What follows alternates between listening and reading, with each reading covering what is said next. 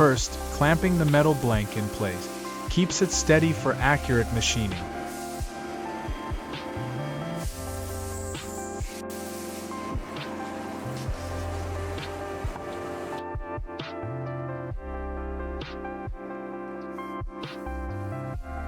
After cutting, the part is removed.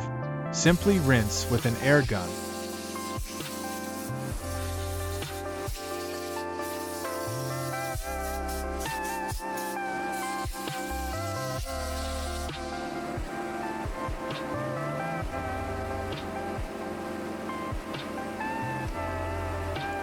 Next, check the threads by screwing on a matching part. Then test how parts fit together.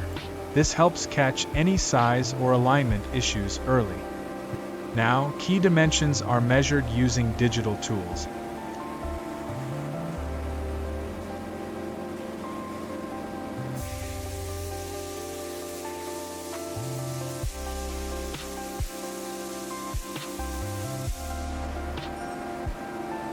Finally, we can see smooth surfaces, clean holes, and sharp edges.